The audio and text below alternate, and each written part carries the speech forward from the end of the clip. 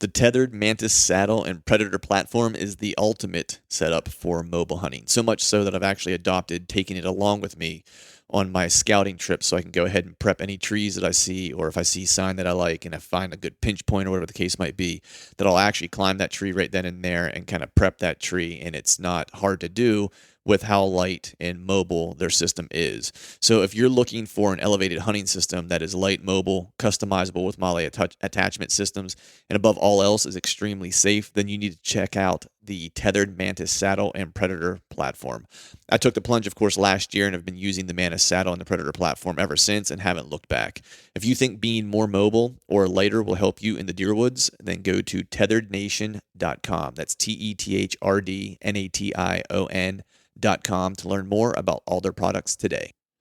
Velvet Fest is here and brought to us by our friends at Exodus Trail Camera. And right now, since June 12th, they've been running the Velvet Fest campaign that they do every year, and it's really their kickoff to deer season. And all this entire month long, they've been giving away some killer prizes for anyone who uses the hashtag VelvetFest on social media to show what they're doing in the whitetail woods. No matter if it's camera hanging, food plots, shooting your bow, whatever the case is, it's all included in Velvet Fest. So if you're in the market for a trail camera, Velvet Fest is probably the perfect opportunity for you to get ready for the season. Every single camera that you order or that is ordered comes with a gift ranging from Wicked Tree Gear handsaws, Skull Brew coffee, deer aging kit, or additional Exodus merch.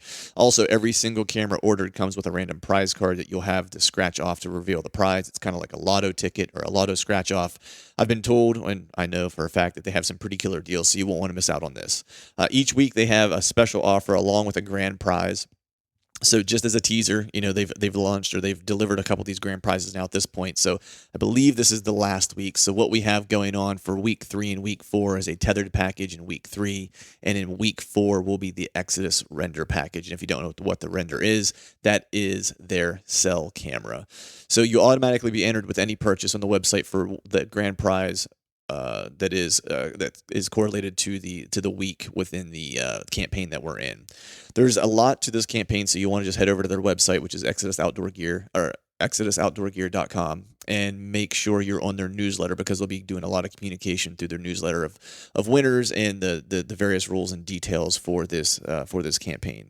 If you're not familiar with Exodus, I find it hard pressed to think that you wouldn't be familiar with them since they've been a good friend of mine for a long time. But over the last 4 years, they've consistently built high quality trail cameras that flat out work, and of course the best trail camera warranty in the world, period.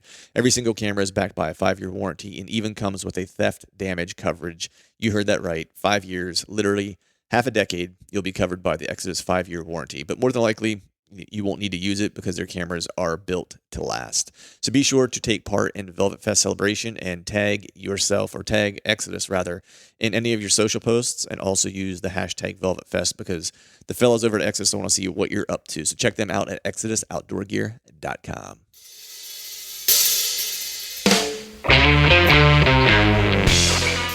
Hello and welcome to the Truth from the Stand Deer Hunting Podcast. I'm your host, Clint Campbell, and you're listening to episode number 127.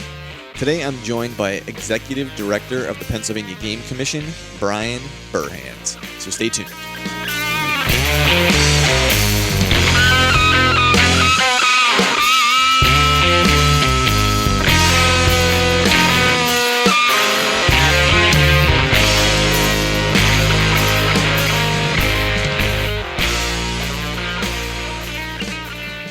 All right. What is going on, everyone? Happy Wednesday to you out there. Hope you are having a good week. It's a short week, hopefully, for everybody with the 4th of July weekend coming up. So I'm looking forward to that. A few less days of work this week. And then, of course, I leave for family vacation, which I'm pretty stoked about. We're actually headed to Maine. Going to do a little Portland, Maine. Going to take in the sights and sounds there. And then, of course, going to head up to Acadia Forest as well. A little cabin retreat, a little horseback riding. So we're going to do a little bit of city, a little bit of country on this trip. So looking forward to the to the getaway. It's much needed. But before we take off for vacation, I did finally get a little bit more deer work in this past weekend.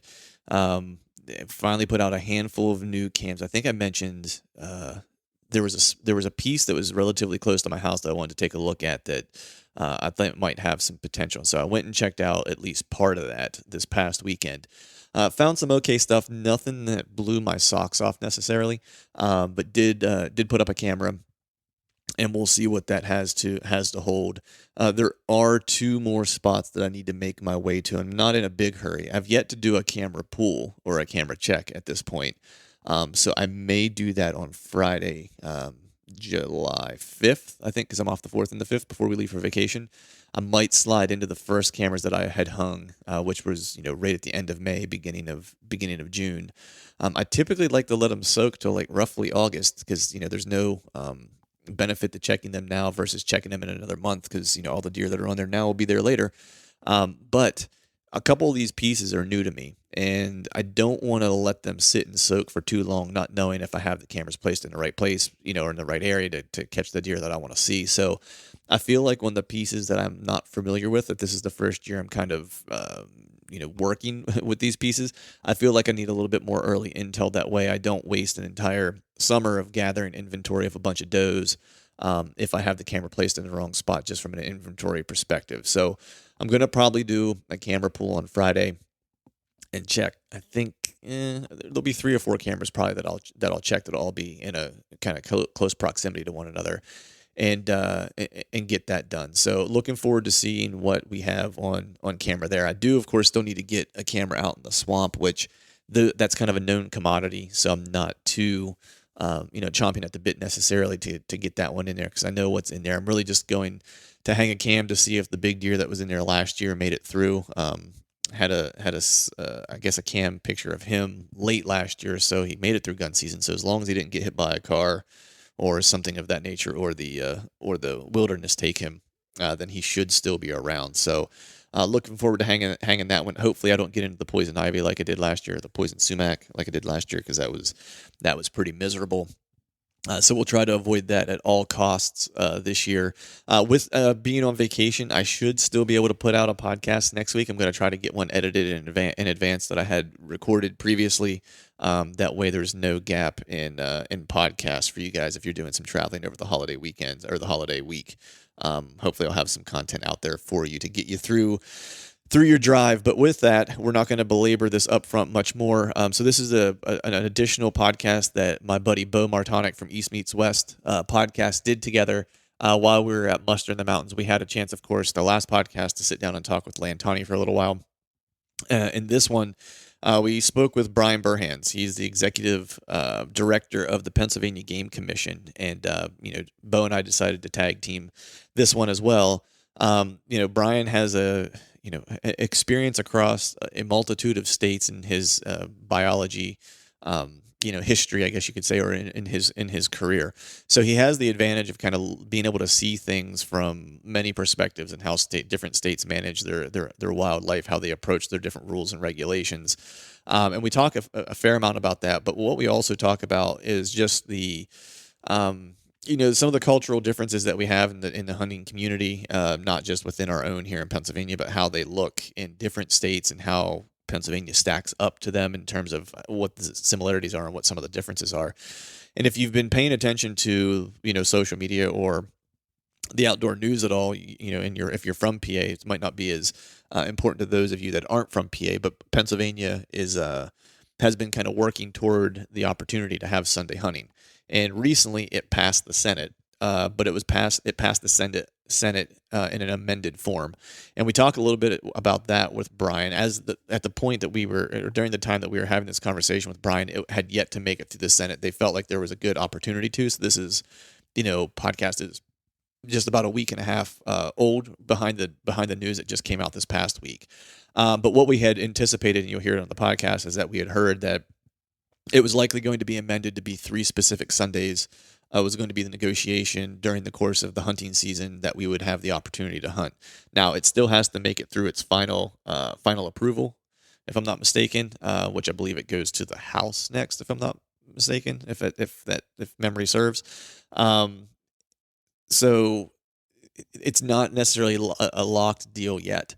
There's a few more hurdles to kind of overcome, but hopefully in negotiating down to 3 Sundays for hunting, that we'll be able to get it through and then prove that Sunday hunting doesn't is not going to have the impact or negative impact those who oppose it think that it might. So that's the goal with that. So we talk about that a little bit. The other interesting thing was I actually had a chance to meet a representative while I was at Muster in the Mountains that represents the area around Morris, Pennsylvania, where the event was at. And we were talking a little bit just about what the holdup was for the bill just in general.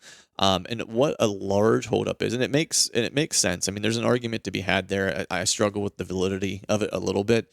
But the big hangup in a lot of cases are some of the constituents for some of these representatives who are charged with either, passing or not passing a given law, is that, in some of these areas, they do a lot with trespassing. And, people, if you look at, posted signs or whatever, a lot of, private land in Pennsylvania is posted, of course. The challenge is, what some of folks think, or assume is that, they have to spend time during the week, farmers or whatever, running people off their land during hunting season, Monday through Saturday, essentially. And what they would like to not have to do is run them off their land on Sundays. Now, my opinion is that if someone wants to trespass, whether it's a Saturday or a Sunday or whatever the case might be, they're going to do it. And that same person, if they're willing to trespass, probably is also willing to not necessarily obey the laws of hunting Monday through Sunday. You probably just don't recognize that they're trespassing because you're not out looking for it potentially. That's just my kind of hypothesis. But it's a valid concern. And one of the things they've been kind of fighting for, I shouldn't say it's a valid concern. It's a concern. The validity of it remains to be seen. But what they're looking for in adopting Sunday hunting, if we were to adopt it wholesale, is that they want more stringent. And when I say they, private landowners in these different precincts or in these different jurisdictions would like to have more stringent and enforceable trespassing laws. Because as of right now, the way it really works is that, perpetrator A trespasses on landowner A's property, and they then make a phone call, and that phone call is then dispatched to the state police to deal with it, because right now it's under the state police guidance or jurisdiction.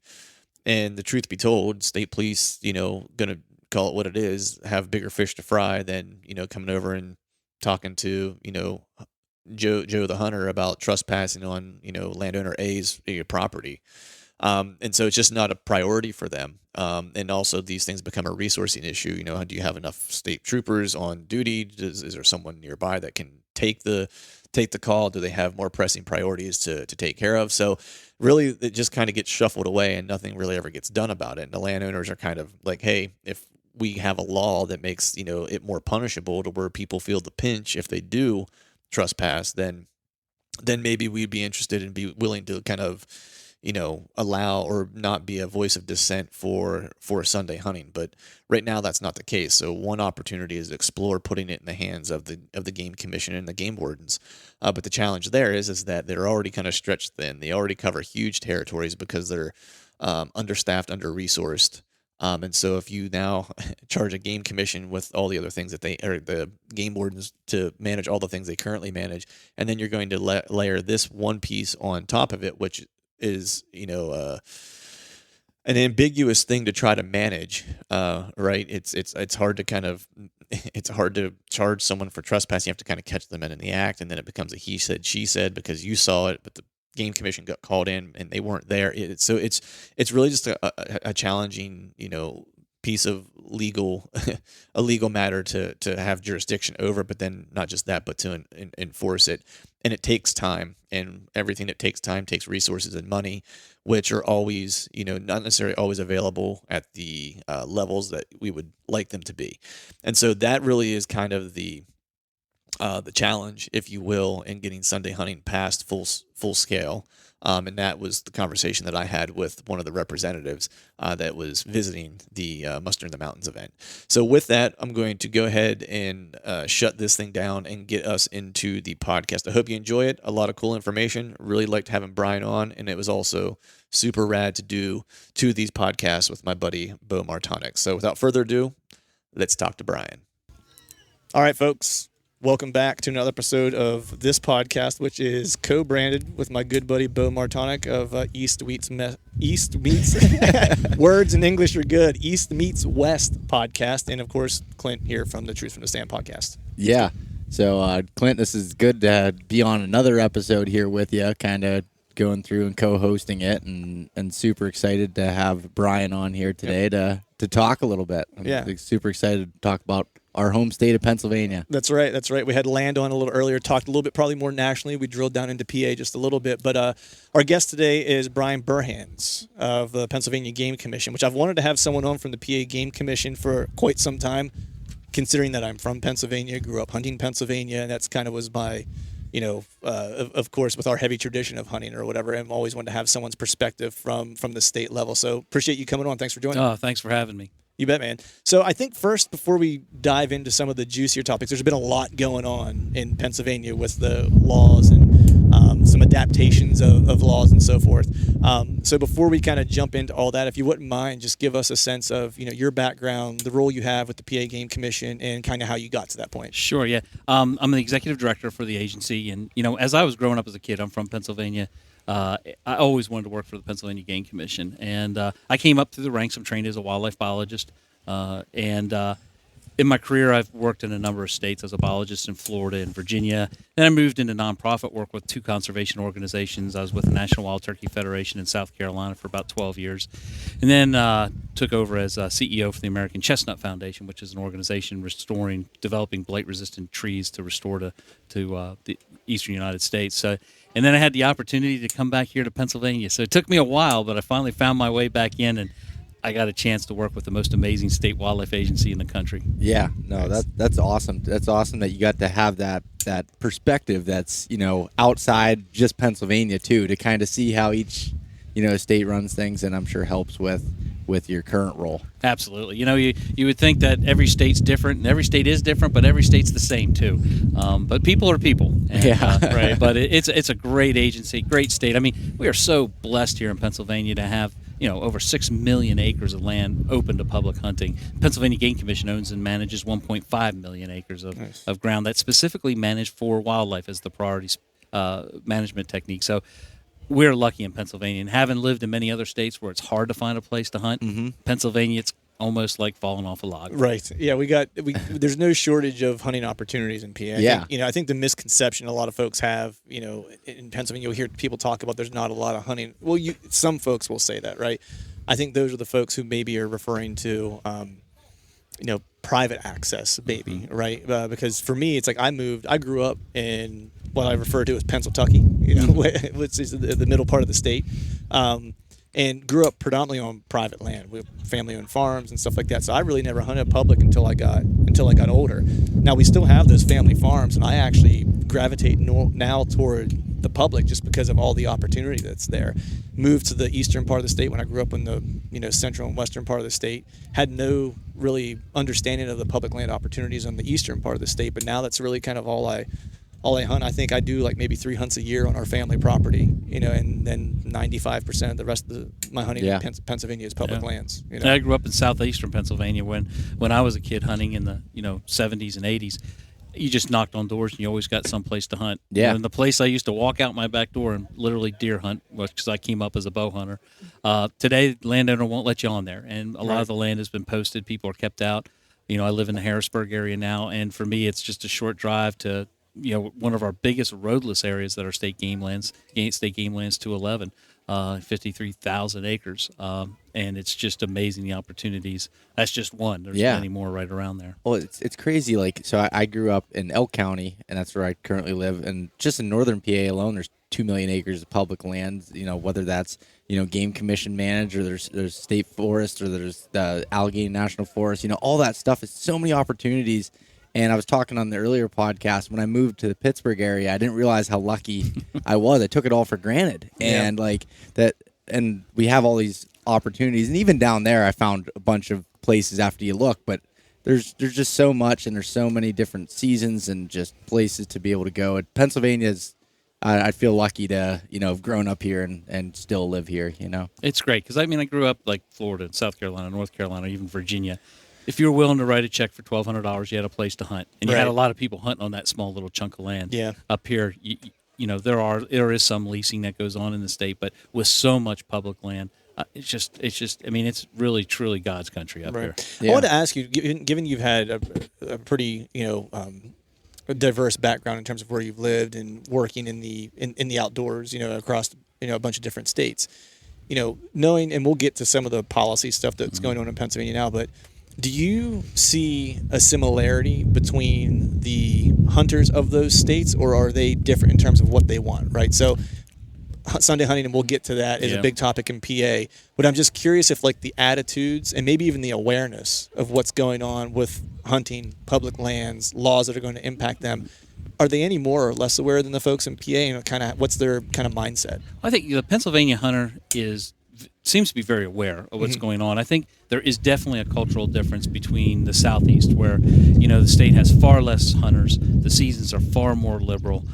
So the culture in Pennsylvania, you see this in Wisconsin and Michigan and Ohio to an extent as well. There's a different culture there because there's so many hunters out there competing for what is a finite resource. Yeah. Again, as you get down to the Southeast, it's just not as many hunters, so the competition for the resource isn't as high. And in Pennsylvania, every state is a traditionalist. I'm not going to pick on Pennsylvania because they're really no more traditional than any other state.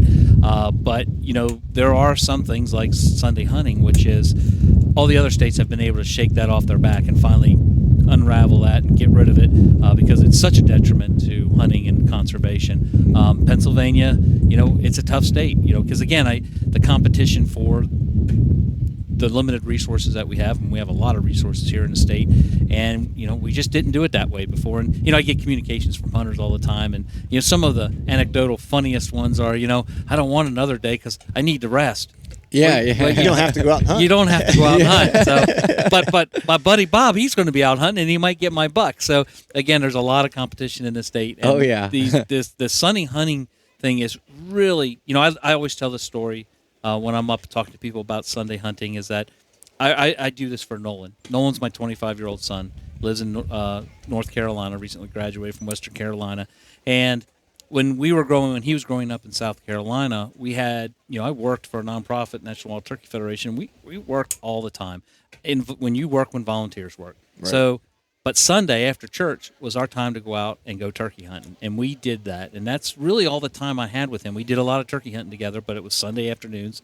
Mm-hmm. We did skip church a couple times if it was really hot. But to this day, my son's a diehard turkey hunter, and I don't think he'd be a hunter today if it wasn't for that opportunity we had on Sunday, because he really doesn't hunt deer at all. Right. He started getting into waterfowl hunting a little more, but it's because we had that Sunday. And there's so many people like me. I was early career at that time. I didn't have much time. I had lots of time off, but having time to take off and being able to take off time are two different things. Two different things. So, I'm really grateful that my son grew up in a state that allowed Sunday hunting, and I'm glad I didn't raise my son here in Pennsylvania through those important years, right? Because I don't know if I would have been able to keep him in hunting. I know so many kids that come from hunting families that really never get into hunting, right. And it's unfortunate to see. Yeah, I know for me growing up, it was. Hunting was a big thing in my family. It was a birthright. Yeah. When you turned 12, you were going to hunt. It was come hell or high water. That was kind of was the approach, right? My dad worked third shift, so it wasn't like he had a lot of time to take me out. But I was fortunate in the sense that we owned a bunch of land.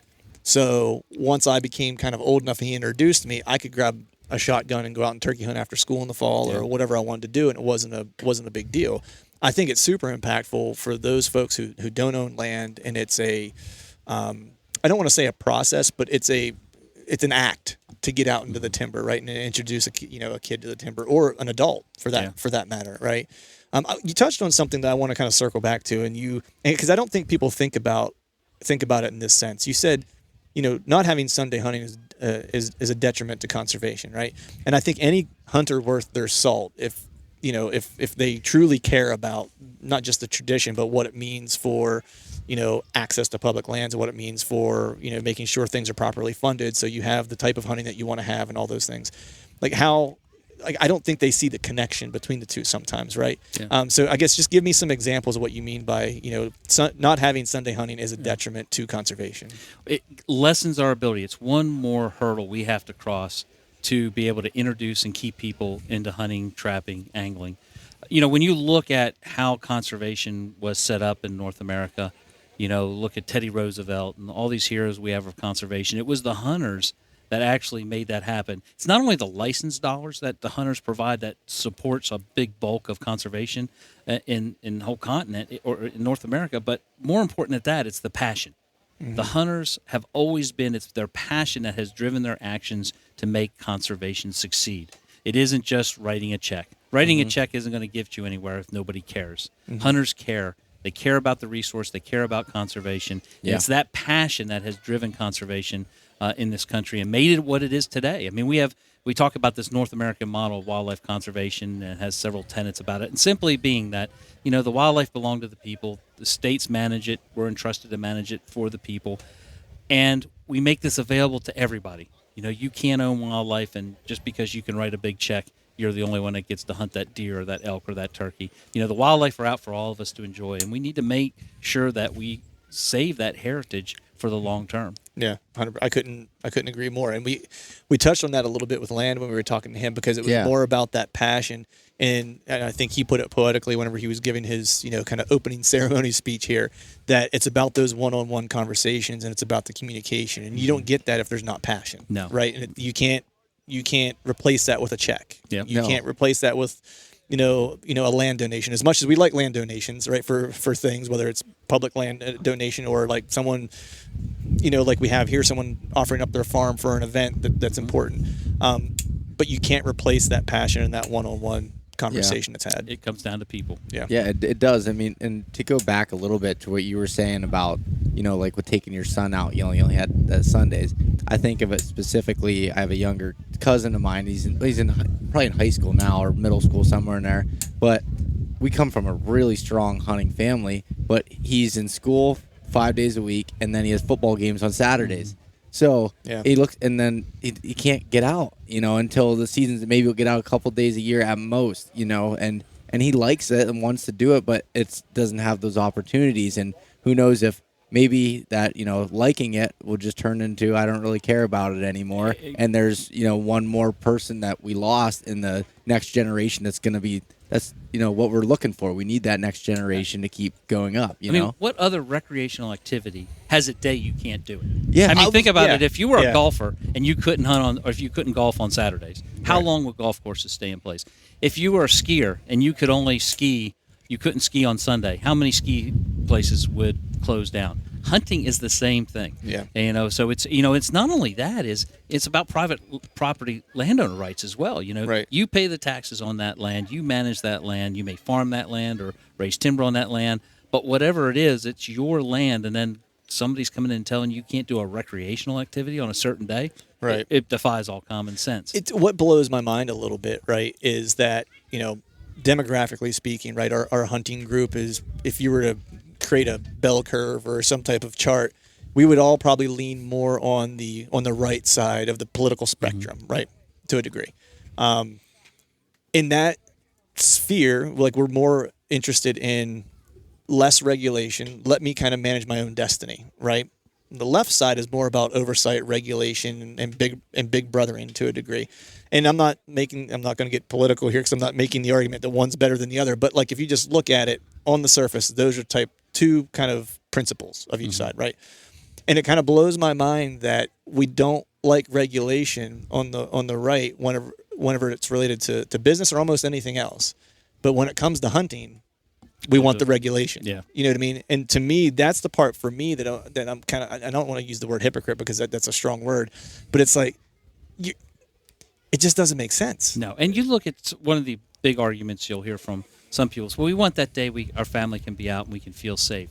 Now, let's not lessen their concern about safety. Right. Everyone has a voice. Everybody has a voice, and they have a real concern. Yeah, valid Whether concern. or not it's valid and reflected in what actually is occurring out there is different. So I'm not going to in any way belittle individuals that feel maybe insecure or not safe out there.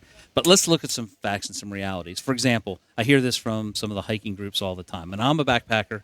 I like to get out there and hike the Appalachian Trail through Pennsylvania. And when I'm doing it, most of the time it is on a Saturday during archery season.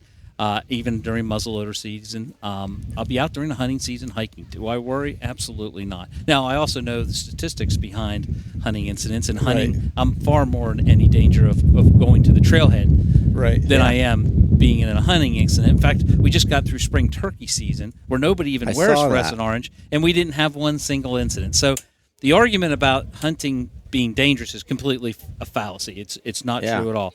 Now, folks with a concern about feeling safe, that's a real thing to them. So Right, because that's a feeling. That's Yeah. a feeling with them. Yeah. But the reality of it is, look at archery season in October. They're in camouflage up a tree. Nobody even knows they're there. Yeah. I don't know how many times on public land I've watched a guy, because I hunt some Walk right underneath you. suburban areas, Yeah. right, where a guy comes walking his dog, and I'm 20 feet up watching him walk his dog. Like, Yeah. get my binos on him, check him out, try to see what kind of dog he's got. You know what I mean? It's like the guy's none the wiser that I'm there. So I didn't mean to interrupt. But No. And I think one of the things that frustrates some of our hunters, you look at our Pennsylvania game lands that the agency has acquired, the funding from that has come from a lot of places, actually. Some great partners have helped us fund that.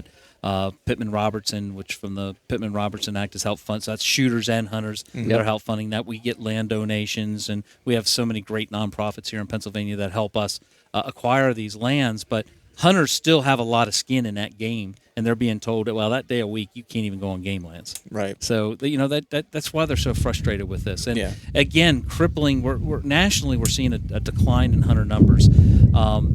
And I think Sunday hunting is just one more nail in the coffin that doesn't have to be there. Right. So we've been kind of dancing around the Sunday hunting topic. So let's just kind of jump right in. So, I've done some reading on it and so forth, and I've always kind of been aware of the blue laws growing up because, it also, maybe as a youth, it was more impactful because, you couldn't get a six-pack on Sundays or whatever, right? That might be how some people were introduced to it. You can't sell cars on Sundays, right? There's a lot of different blue laws. So can you give us like a little bit of a historical context of like where the blue law kind of came from, how hunting came about to not be, you know what I mean, historically speaking? If you look at, especially in Pennsylvania, with the Christian religious atmosphere strong here in Pennsylvania. Basically, and if you do the research on the blue laws, whether they're put in place, it's quite apparent. I mean, it's stated their job was to keep your butt in a pew at church on Sunday. Yeah. That was the job of the blue laws, was to keep you in church and not doing something else. And I get that, but that should be up to an individual of when they're going to do their worship and when they do their worship and how they consider hunting as whether it's work or recreation or whatever their beliefs are. That's something that's personal, something that makes, at least to me, no sense that it's mandated by law to keep my butt in church. Right. Whether you go to church or you don't go to church, having Sunday hunting or not having Sunday hunting is not going to keep you in church or keep you out of church. Well, not just that, but it's like I know plenty of folks, who, my good buddy, actually, he's a youth pastor, right? Heavily involved in the church. And he probably wouldn't Sunday hunt as much, and he's stated as much just because like his job is to be in church, right? Like to work. But like I know for a fact, like for him, it's like part of his spirituality comes from being in the timber, right? And so to tell someone that they can't worship in a place because it doesn't fit the model that you think worship should take place in seems a little antiquated. You think about it, hunting creates a lot of opportunity for us to contemplate. Yeah. Yes, it does. 100%. We were talking about that earlier. I talked about this almost any time I talk hunting with somebody. Is like that's my place to unravel my mind. You know what I mean, and get a perspective on not just where I fit into things. Right, not to get all hippy dippy here, a little crunchy, but to think about what am I doing? Like, what's my place? Am I doing the things the right way that I think that I should be doing them? Like all those things. I mean, it's amazing what you come away with when you have nothing but time on your hands, right? I always hope a deer comes by and interrupts it. You know what I mean? Yeah, But that'd be nice. Yeah. I try not to get too far into it that I don't miss the deer walking by. Right. But Well, hunting means a lot of things to different people, but I'm with you. I mean, part of what hunting provides me is kind of that charge down, that kind of release of you're forced not to do anything. Yeah. I mean, where else do you go? When you're in your job or at the office, wherever you work, I mean, it's constant go. You can't slack for a second. As human beings, you cannot keep that pace forever. And for me, hunting provides that opportunity. I'm a big turkey hunter, especially in the spring, which provides me more napping opportunities. My secret to turkey hunting. So to me, I don't get to hunt that much because of my career path, but the time I do get out there is so very precious to me, and to be told that that day's off limits to you, it's to me it's crushing because that I love to hunt. It's not like I can't have solitude on a Sunday anyway. Right. I love to hunt. It's what I love to do. I was born a hunter. I've always been a hunter my whole life, and I'm going to continue to hunt. Right. Yeah, I think one of the challenging things, another aspect of it is, it just kind of came to me, is that, more and more people are moving away from rural settings because of job opportunities or lack thereof in more rural settings, right? And I'm a prime example of this because I grew up in rural PA. I would love nothing more than to live in rural PA and be able to hunt out my back door, right? But for what I do for a living, that's just not possible. And then, not similarly, but to build on to that, my dad lives in North Carolina, right? And it's hard for he and I to get together to share a hunt based on our work schedules and stuff like that. And when he has time to travel all the way up from North Carolina to Pennsylvania to hunt, and a lot of times we'll miss a hunting opportunity because, he has maybe something he has to do Friday late. He can't get out till whatever time. He's going to drive up, get there late Friday night, have to wake up early Saturday morning, and then turn right back around and go home. And that extra day of hunting, that Sunday, is probably a day that he would probably come up because he would get 2 days in to hunt versus one day that most of it's going to be travel, and we're going to get to see each other for 2 hours, an hour in the morning, an hour in the evening when we get back from hunting, and then he's got to get out of there. Yeah. And there's no opportunity for the next day. I'm saying, but when I lived out of state, I probably came up and, let's look at it. Out of state non-resident hunting license is only $100. Yep. Probably the cheapest non-resident license I'm aware of. But I only came up during my, 18, 20 years living in the Southeast twice that I can recall. Mm-hmm. Why? Because I'm only going to be able to hunt one day. My son now lives in North Carolina. I've got better turkey hunting up here in Pennsylvania than they do in North Carolina. But I'm going to go probably hunt with him in North Carolina. Why? Because he's a young professional. He's in a new job. He doesn't have those time off, so we'll be able to hunt Saturday and Sunday together. So for me to make a 10-hour trip down there and then a 10-hour trip back, I want to make sure I can spend some time with him doing something we enjoy to do. But to come up here and do it for, especially early season, all I got is till noon. So he comes up, he hunts for 8 hours, and we're done. Right? Yeah. One more time than that. And that was exactly what I was going to say next about the non-resident thing. So I have a bunch of buddies from different states and everything, and I go to Ohio to hunt. I'll go for a long weekend. I'll drive out Friday night, camp, hunt Saturday, Sunday, drive back Sunday night. And they won't buy a tag here because they're like, oh, we only get one day to do that. And I've had, just in my small circle of people that I know, be like, I'd buy, a hunting license in Pennsylvania, a non-resident license, if I could hunt Sundays, because it's not that it's the lack of opportunity or the hunting that they're not buying them. It's just the lack of time. Right, because I think that was maybe true whenever I was growing up, as far as like the caliber or the quality of the hunt. If it's whether it's antler size, and I'm talking deer specifically here, of course. Whether it's bone on the head or just age structure. Right, I know growing up, like there were some struggles, especially in the area that I grew up in. But now, I don't ever remember growing up seeing the caliber of deer that I see now, and more consistently. So there are definitely pockets in PA where it's like if you're a hunter from Maryland or even Ohio, that you can get on some really, really good deer, and it's and based on the cost of a non-resident license, especially if you tag out in Ohio and you live near Pittsburgh, there's no reason why you couldn't or shouldn't hunt Western PA, because Western PA has some great deer, and I just think about the additional amount of dollars we could pull in, to help our public lands or however it's spent, if we could attract some of those non-resident hunters to get them to spend that $100 or whatever it is on that tag to extend their hunting season. Yeah, we're sending them out of state right now. I don't know how many friends I work with or know that either have gotten into a lease or bought land in New York or Ohio, because they can go up there and they can hunt that Saturday, Sunday. I know I'm going to be buying a New York out-of-state license because I have a turkey dog, and I got a lot invested in this dog. I want to get out and use them. Yep. I got to work Monday through Friday like the rest of the world. Yep. So we're going to head up to New York. We may hit Pennsylvania for maybe a day, but I'm definitely going to New York because I can hunt that Sunday. Right, and I do the same thing. I go to Ohio every year, and that's usually like when I get out a lot during the course of the early season. But I mean, once late October hits, it's like I usually have a 2-week trip to Ohio to hunt basically from the beginning of November to mid-November to almost Thanksgiving. You know what I mean? Because I can hunt, all week, and I can watch the weather and pick which days I'm going to hunt, because I don't have to worry about, man, I can't hunt Sunday. So it's like if the weather's like iffy on Saturday, it's like I probably needed to risk it and take a chance, because I'm not going to get to hunt Sunday and then I'm back to work Monday, So I want to ask you, of course, we're in the throes of us making, when I say us, the hunting population that supports, Sunday hunting, we're probably in the best place that we've ever been in terms of pushing that agenda forward to hopefully opening the opportunity. I don't think it's ever been this far. Yeah. So the original proposal that it went through earlier this year it went through as like Sunday hunting wholesale, like we want Sunday hunting, and it passed. I think then it went to the Senate, if I'm not Well, mistaken. it started in the Senate. It started in went the to a Senate, probes, went to a probes, yeah.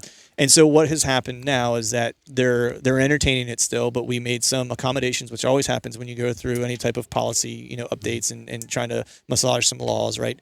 So it came out slightly changed. Can you talk a little bit about how it was proposed and what some of the changes are and why we would make some of those changes? And how it was proposed is very simple. The Pennsylvania Game Commission, we're an independent state wildlife agency. Our job is, legislature says, you are responsible for managing the state's wildlife habitat. The Sunday hunting, being an old blue law, has always been on the books, though. You can manage it, but you just can't do it on that day. And Right. we're required by law to manage wildlife with the primary means of hunting and trapping. Mm-hmm. So those are our tools that are given at our disposal and to manage these wildlife populations. So it's always been on the books that you can't touch Sunday, but you do the best you can with everything else. And the agency's done a wonderful job for 125 years. So done a great job. The bill original proposal was basically to say, okay, you have now, the Pennsylvania Game Commission, you now have the authority to determine where Sunday hunting would occur, which Sundays you would pick for Sunday hunting. We have the subject matter experts. We have the biologists that research the populations. We have the data that can show what they can support and what they can't support and adjust seasons and bag limits and all those things. So we have, that's our wheelhouse. That's what we do. So the bill originally was to say, okay, we're going to finally fix this and say, that's your now responsibility to determine where to put these Sundays. Now, we have a very specific process we have to follow as an agency before we implement these seasons of bags or any regulations we do. We have a process where we have 2 commission meetings. There's public comment. There's written comments. There's a whole process that takes months and months and months to go through. It's not that we can say, okay, we want those.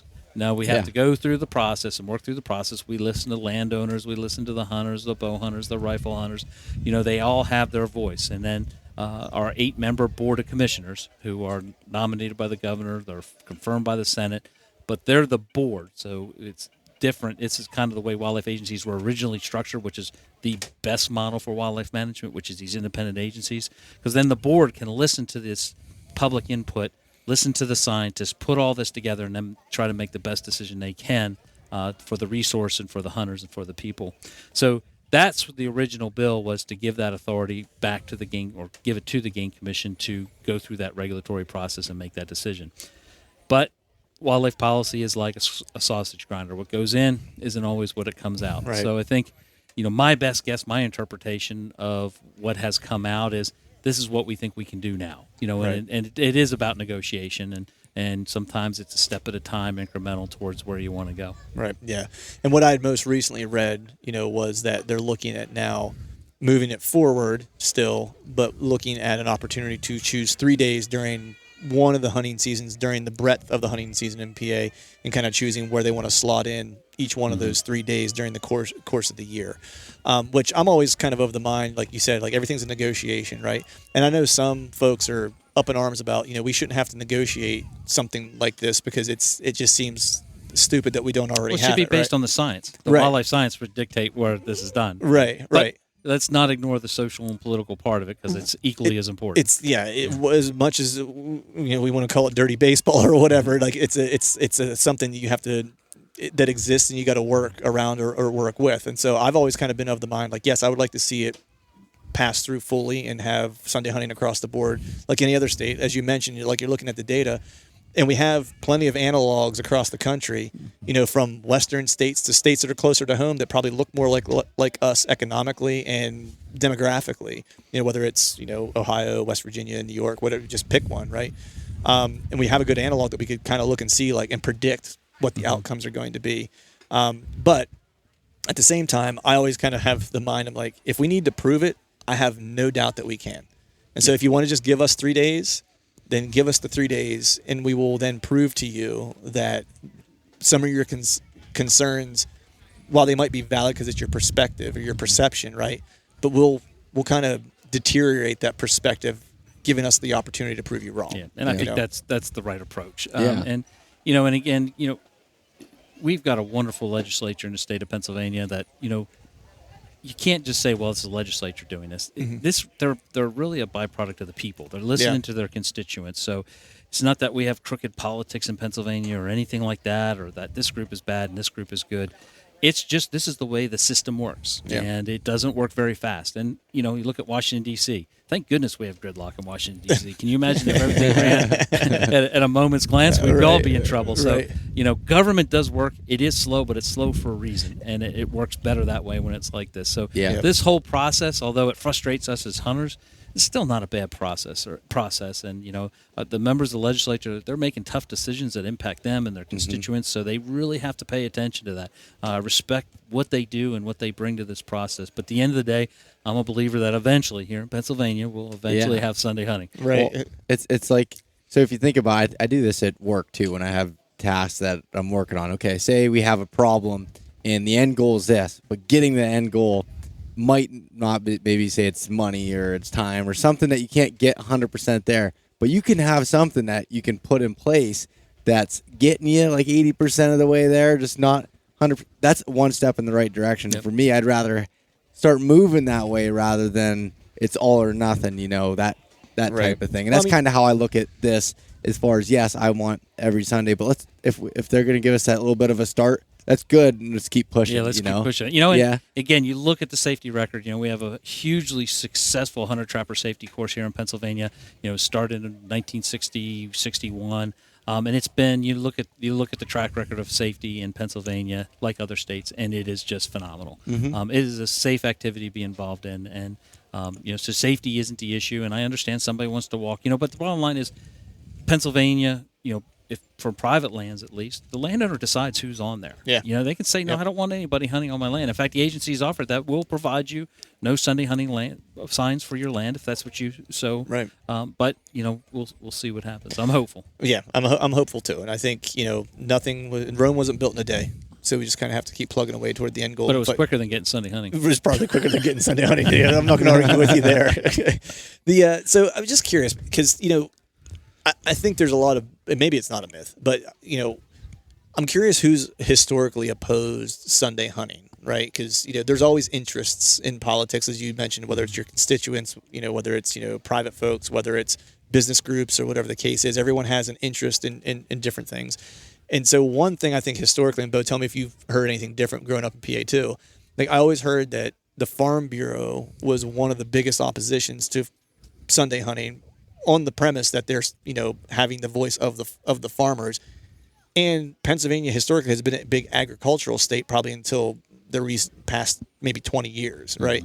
And that they had a lot of influence because we were an agricultural state, so they held a lot of the dollars, right? So I'm just curious, is there any truth to that, or where does the opposition come from? Farm Bureau has been very active in this. They have been obviously very influential on this decision. What we've seen recently, though, is a splintering within the Farm Bureau. There's a lot of farmers that do want Sunday hunting because we've got deer populations that are really hurting. You look over the last 20, 30 years especially, more and more private lands are being restricted to hunting for a number of reasons. You may have a hunt club that doesn't want to shoot any does, and they're just pounding the heck out of that poor farmer's crops, and he's not able to make a living. You've got land that's just posted for no hunting at all. So the landscape has become fragmented of lands where deer management has been very difficult. So a lot of these hunters are a lot of these farmers that I'm hearing from and talk to are opinion, we need as many tools in the toolbox as we can to manage this deer herd so our families can make a living. Right. And there's a lot of farmers that hunt as well that would like to do that. So I think you've seen a splittering. Even when you look at hunters, if you look at past surveys of hunters years and years ago, hunters were really split over Sunday hunting. And now you're seeing that movement. Now it's pushed to the positive side, but it's still the younger demographic. It's really the demographic like we see here today at the Backcountry Hunters and Anglers. This event today is, you are that group between 25 and 40. Those are the folks that really want Sunday hunting. Right. Your more older traditional hunters, some of them still aren't sold on it. I could come up with a bunch of theories why. Right. But that's what we're seeing is that change in demographics. Yeah. So that kind of confirms, right? There's a dog in the fight there, right? And that's kind of what the myth. They've been official about their statement on the Farm Bureau. Yeah. Right. Yeah. So who's it takes an equal and opposite reaction to move the needle, right? And so you have them in their position that they've been, clear about. Yeah. So what has the equal and opposite reaction been in support of Sunday hunting? Like where has that come from? Because it's Sure. It's as you had mentioned, it's a layered kind of approach, right? It's the constituents, it's business interests, it's all these things, right? So we have the constituents, we have the populace, right? Of people who want hunting. Where did that business interest or that, I don't want to say money interest because I don't want pushed to make it it over sound the dirty. line. Yeah. I think there's a couple things. One thing, remember in politics, when as a member of the legislature, when you hear from somebody, they're not usually calling you up and saying, "Man, everything's wonderful. I'm glad the way things are going, doing a wonderful job. And by the way, I support Sunday hunting." It's typically, "I'm mad. They talked about Sunday hunting. I don't want it in my backyard. I don't want to hear from it." So, on the political side, I think usually hear negative reactions, not positive reactions. Right. And every time I talk to a member of the legislature, I said, "When's the last time somebody said it's rainbows and unicorns and things are wonderful?" Right. It just doesn't happen. Right. It's kind of like our office too at times. Right. I think one of the game changers that happened this time was the Hunter Supporting Sunday Hunting, which is a new nonprofit group that started in Pennsylvania and really started that groundswell of getting people at the grassroots engaged. Because that's what it's been missing in Pennsylvania for so long, is that grassroots support. People think, well, I'm not going to contact my member of the legislature. They don't listen. They do listen. They absolutely listen. And they may not be able to read every letter, but somebody's reading those letters and giving a briefing to that member, and they're hearing what their constituents are saying. So to think that we don't have as a voice in our local community is completely false. They do listen. That I think this Hunter Supporting Sunday Hunting group really has helped shift that needle tremendously in Pennsylvania with this go around. Yeah, and they've taken a little bit of a similar stance as backcountry hunters and anglers with their approach of getting the grassroots going and contacting your legislators. Because, before BHA, I never knew that you could actually do that. I was always just like that you could call them and contact them. I remember I filled out a form like it was almost like a general email I was going to send to my local representative, and I just put like a few of my own words in there, but it was basically a copy and paste. He called me, can't remember his last name was, that doesn't really matter. But anyways, where I was living at the time, he called me right away and was like, "Hey, what's the issue? I got your letter. Yeah. What, can you give me your points?" And I talked to him, and it was really, really cool about it. And the guy he listened. Let's put it that way, you know, and that made me feel good. Like, okay, it is possible to get your word out no matter who you are or, what your concern is. If you have a valid concern and have reasonings behind it, they'll listen. Well, I think too, like doing stuff like that, it's a lot harder. This is just a big reason why people should get involved as much as they're capable of. Is that it's really hard to be a jerk, and I use this in business, like in the business that I work in. Whenever it's a human on the other side that you're dealing with, it's really easy to discount someone when you don't have a face, you don't have a name, and it's just a random email that came in, and you have no clue who the person is and what their feelings are. Right? I use that in the line of work that I'm in. I try to humanize things because it makes it a lot easier to talk through difficult conversations. But to build on what Bo said, I wanted to ask, you brought up BHA, and that was kind of where I was going to go. That grassroots kind of approach. Do you think the groundswell of events or organizations like a BHA or even like, QDMA getting more active in terms of grassroots kinds of things. And yes, they still do the habitat management stuff, but they've gotten more active in terms of I don't want to say throwing their weight around, but making it known what their position is on things. Do you think people seeing that, hey, I can be active, I can have a voice, and we can actually get some stuff done if we just make the effort? And do you think that organizations like this are having an impact outside of this organization specifically? Well, I think it's both. There's no doubt individual organizations. If you look at the history of these non-governmental agencies that operate now compared to, say, 40 years ago. 40 years ago, you didn't have an NWTF Pheasants Forever, Backcountry Hunters and Anglers. It was in Pennsylvania. It was a Pennsylvania Federation of Sportsman Clubs, and it was a very powerful organization. Now, what we've seen over the years is these groups have now splintered into these really more specialized niche interests. Yeah, ducks and deer. And, right. And there's nothing wrong with that, but the voice has weakened because they've splintered out. What Hunter Supporting Sunday Hunting has done is bring everybody who a member of Backcountry Hunters and Anglers or National Turkey Federation or Pheasants Forever, help around a single one issue. Right.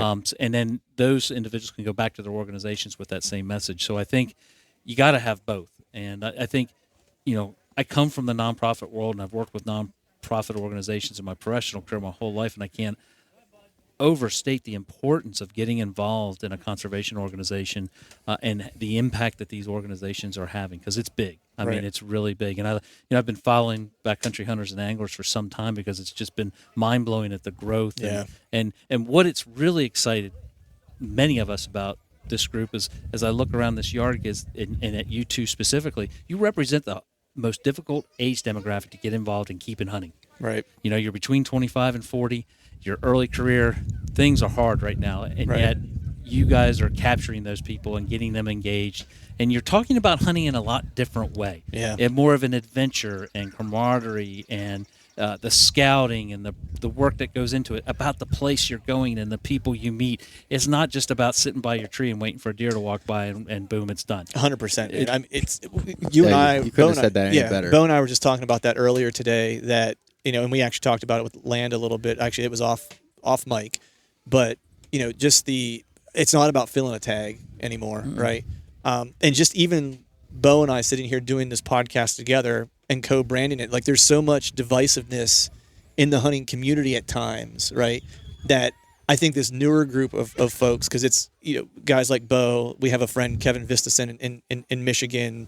There's guys like this guy D-Rock from the East Coast bow hunter that are all looking, and then we're not necessarily in the outdoor industry, because I don't like to use the word industry because I feel like it bastardizes anything that's good to a degree when you create an industry out of it. But we're all looking to collaborate and work together, share stories, share tips. It's I'd be the first one if there was a big deer that I knew about where Bo lived and say, hey, there's this big deer out here. Here's the GPS pin. Mm-hmm. You should go check it out, and vice versa. Yeah, like it's just there's. Yeah, this, I don't know about that.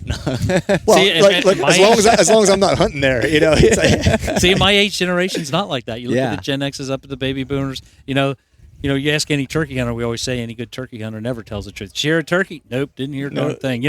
That's just the kind of way it is. But that's why I'm now claiming myself as a millennial. Right. Because I want to see people succeed. I want them out there in the woods, and I've harvested deer and turkeys. To me, it just has nothing to do. Do I want to harvest a turkey? Sure. Right. That's the end to a awesome book I just read, and boom, I got a 100%. turkey, and man, I'm charged up. But don't forget about the rest of the book. It's such a great adventure and an experience, and I want to see other people enjoying that, because there's plenty of places, there's plenty of game, there's plenty of everything for everybody to enjoy it. We just need more people out there, because with a national decline in hunter numbers, one of the things we better watch ourselves as hunters is we become too fragmented and we start fighting with each other too much. We're going to lose it all. Oh, yeah. No, I agree. And it's funny, like, that's when I grew up. My dad's like, the way of like, we were walking out and someone's coming the other direction. All right. You didn't see anything. You didn't, like I was coach. Like, don't tell him you saw it. Right. See anything? Nope. Nope. All right. Have a good one. Good luck. I mean, there's a time and a place. Yeah. And I'm not. There's a time and a place. I'm not sitting there. I'm going to be like, oh, I saw this giant 10 point in there. It was right over here. Here's the coordinates. I'm hunting there, but if you want to check it out, it's all of our woods. I'm not going to do that. But, right. Well, because I had a buddy recently that literally used to live around where I live. And I met him through I think he listened to the show, and then we have a mutual friend, and he got a hold of our mutual friend and said, hey, I used to live out around where Clint lives, and he now lives in Ohio, and I don't think he's going to get back to hunt it, or maybe at all. And he's like, I got some pins on OnX that I've seen some really good deer out there that, if you think he's okay with it, if you'd give me his number, I'd like to send him the pins and see if those spots are still hot. Yeah. And so my buddy called me and said, hey, is this cool? And I was like, yeah. I was like, if he's got a beat on good deer and can help me get on some good deer, I was like, I'm all about it. Texting me, sharing pins, phone call, giving me the heads up of like where his stand placements were, like what it looked like, what crops were in around it and stuff like that. So I don't know that 15 years ago that would have ever happened. No. It's a generational thing. It's that millennial generation. That's sharing each generation's wired a little bit differently. Yeah. And I hear people picking on the millennials. My son's a millennial. Man, I wish I was a millennial. This is, in my opinion, one of the greatest generations to come out. They work hard. They're very creative. They value their personal time. They value their families. When I look back, the generation before me, all the dads went to deer camp because, well, I worked all year. This is my time to go out with the guys. Yep. Your generation doesn't even think like that. My kids can't come with me. I'm not going to deer camp. Is more along usually that generation's thought. So Right. I'm actually excited for the future of hunting. Watching this generation that's coming through the pipeline. Yeah. I just want more of them in there because just as our senior hunters are so important to us because those are the mentors. Those are the people that are teaching other people to hunt. Our Right. senior lifetime license holders are so valuable. We need more of you guys when it comes your day to be in that cohort in that place. Right. And I think building on that and talking about how we talk about it a little bit differently. You were mentioning it's about the adventure, it's about the scouting, it's about the process. I think that also leads into, and I'd like to hear your opinion on this, Bo, that I think in doing so, we're helping ourselves kind of create a better narrative. And when I say narrative, I don't want people to think about that in terms of like a false sense or like a marketing narrative, right? We're learning to build our narrative and how we should be talking to folks who are non-hunters to not paint ourselves, but to position ourselves in a truthful and best light. I think you're developing a new brand for hunting that has been desperately needed for so long. The brand is you're just regular people out there having a good time. Yep. You're inclusive. You speak of conservation. It's part of who you are. You are rebranding hunting for what it was in past years. It's a good way to put it. Yeah, no, you're exactly right. I mean, and the way I think of it is, you talk to a lot of people, and even growing up, I kind of thought this way was, I'll never apologize for being a hunter, and I don't mean that you should, but what I mean by that is make sure you're putting out in the most respectful light. Like, with the age of social media and stuff we have now, if you're, not to go down a complete rabbit hole of like, take us down a rabbit hole, Bo. You're the rabbit hole master. I know. But with like, just untasteful photos that maybe you can send, say you and I were texting, send it, and you wouldn't be offended by it or anything, but just being careful with it and trying to create that positive light that we really truly do enjoy that whole experience. Well, it's honoring the heritage, it's honoring the process, and it's honoring the animal. And you know what exactly. I mean? It's like, honoring the animal and the people around you. Yeah. I mean, we can't, this isn't something you turn it in. It's not about political correctness. It's about respect for other 100%. people who may not understand your values and your heritage. But I can tell you what, if you don't respect their values and you present a deer with its tongue hanging out and blood's everywhere, you'll never get them to support hunting. you got one chance to make a first impression. Yep. Plain and simple. Absolutely. You know what I mean? And what foot do you want to put forward as a group? Yep. And that's kind of how I always try to think about it, right? And I understand people say that, I should be able to post it however I want to. Yeah, you are allowed to post it however you want to. But you're also going to endure whatever those consequences are, right? Well, I've always said I was always interested in possibly going to law school growing up, and constitutional law was like one of my favorite classes in college.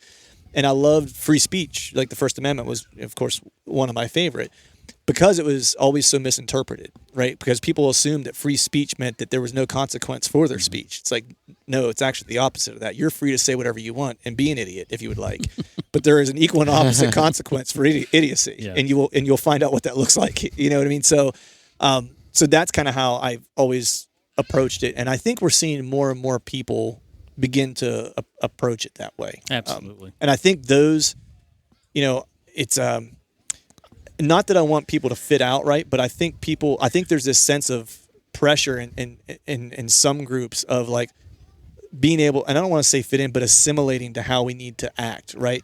I put it in the sense of like if you go to a job that's, or a new company, and I just joined a new company that's very family oriented, very tight knit, it's a small group. In the first like 30 days, like you're either going to fit in or fit out. Right, it's like you're going to know whether or not that's going to be a place for you long term, or whether you probably need to be looking for somewhere else, just because they have a definitive culture that you need to fit into, right? And they hire for that. I think hunting's starting to become the same, where there are more and more people every day trying to approach it. And I don't want to say the right way because I haven't written a book on the rule of like how we should be as hunters, but I think there's an unspoken kind of understanding, moral and ethical compass that we all want our brothers and sisters to follow. Mm-hmm. And if you're not following that, it becomes pretty apparent and you kind of look like a jerk. Yeah. You know what I mean? And that social pressure either makes you adapt and rethink or makes you be quiet. You know what I mean, to a degree. And then you have the opposite, which is the 10% who's just loud and obnoxious. And do you want to create a brand that looks like the stereotype that's painted, unfortunately, of a few, or do you want to be what really the majority of our hunters Yeah. are, which are great people that love the environment, love wildlife, love their families, love their friends. And we can have differences.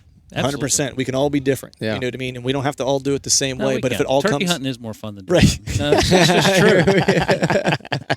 nice. So I want to jump to this next topic because if I talk anything about turkey hunting, it's a losing conversation Yes. for me since I'm the world's worst turkey hunter, admittedly, except for Bo, 'cause he knocks his front teeth out with the shotgun. Yeah, it's pretty close Told to me that. told yeah. me that story last night. It was a good one. Yeah, I know.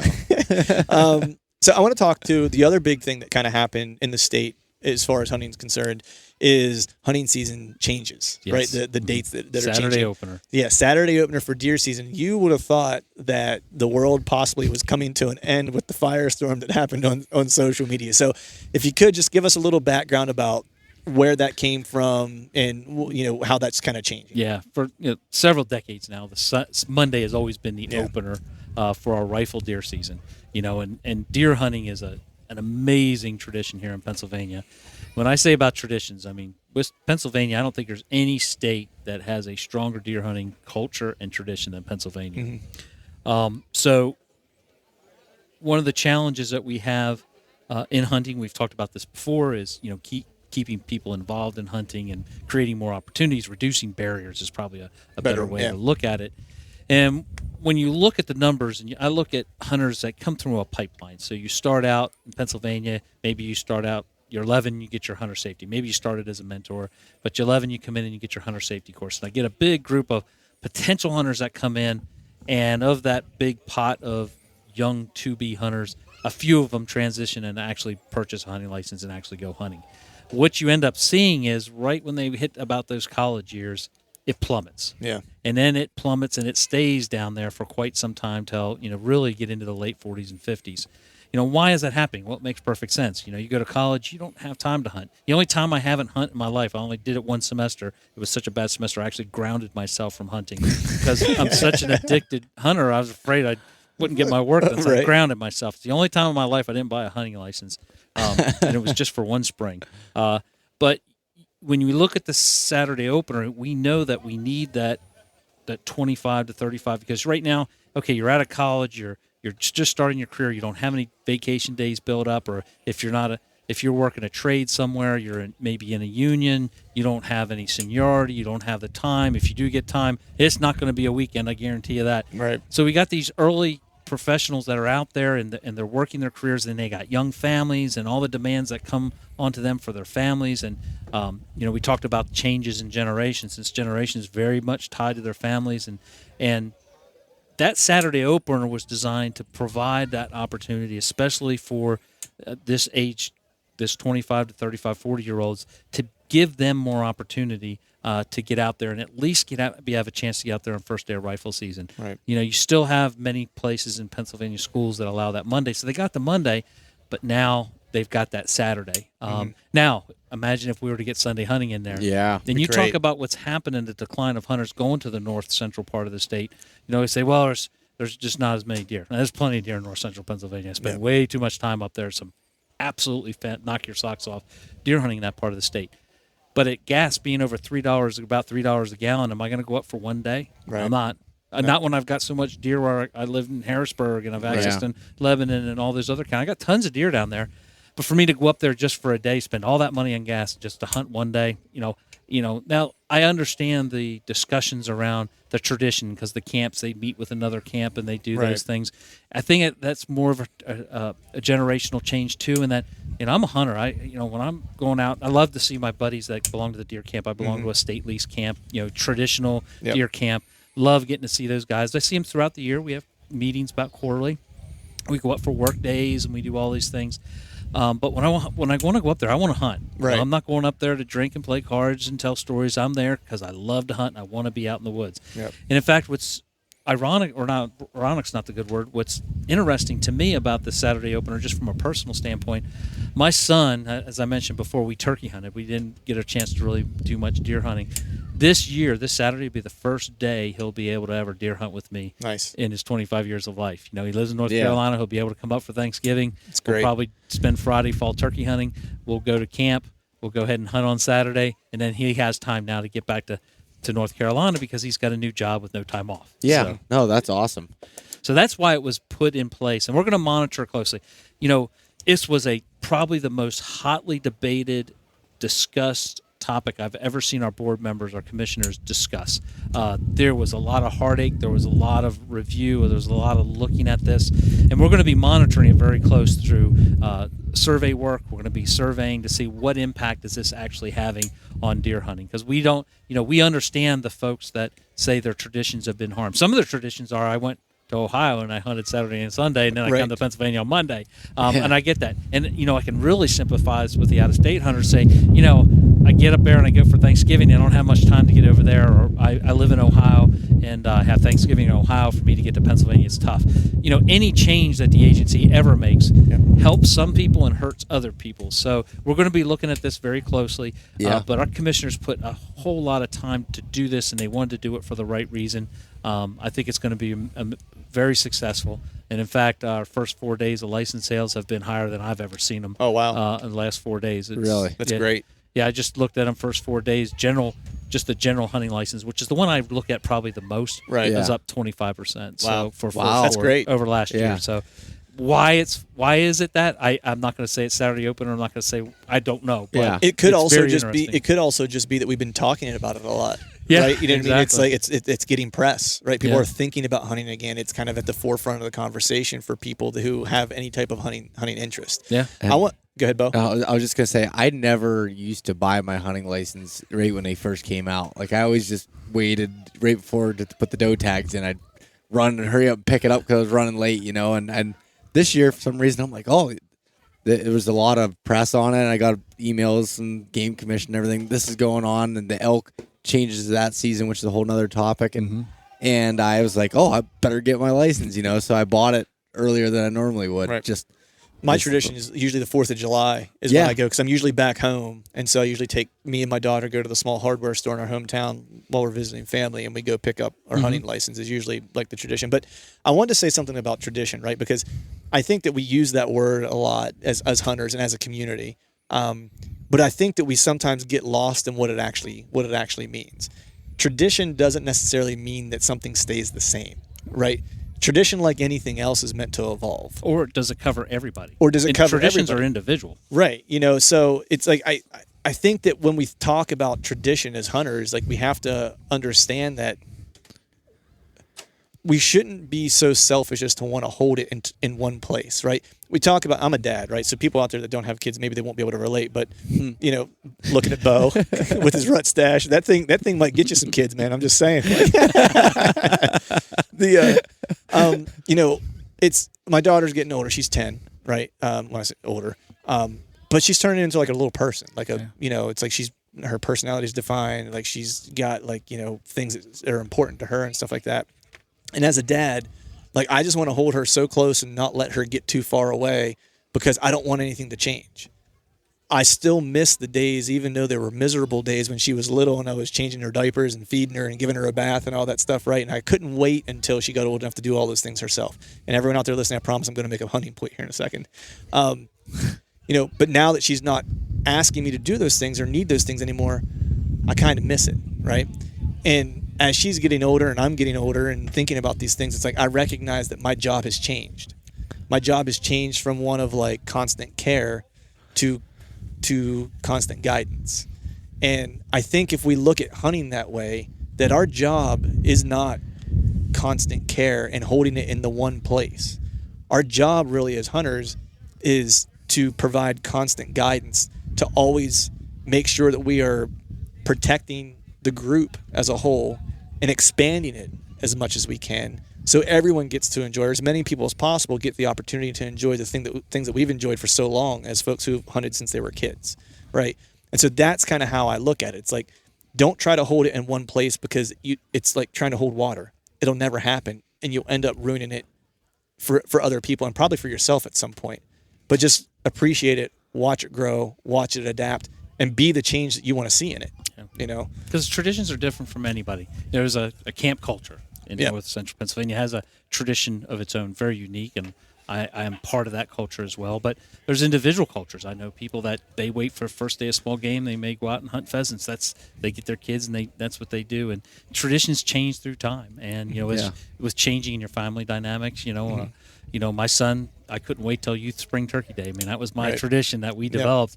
And then he went and grew up on me. Right. So. Yeah, exactly. But I think we covered a lot of ground. We've been on here for about an hour. I want to be sensitive to your time because I know you got some other responsibilities and some things, priorities to take care of today. I just appreciate you having me on here and talking about hunting and conservation. Doesn't get any better than that unless it was more turkey hunting. We need truth from something else that goes with turkey hunting for the podcast that Brian would be into, All right, Brian, well, I appreciate your time. Thanks so much. Thank you. You bet. All right, folks, that is a wrap for today's show. I'd like to thank Brian for joining us, and of course, I'd like to thank my buddy Bo for doing these 2 podcasts with me. It was, as I mentioned, it was super rad to do this, do these couple with him, and always enjoy hanging out with the Rut Stash King. If you haven't yet, please head over to iTunes and leave us with a 5-star rating, and be sure to subscribe to the podcast. I'd be super appreciative if you'd be able to do those 2 things for me. And before we shut this thing down, I need to give a big shout out to our partners who continue to help us make this podcast possible.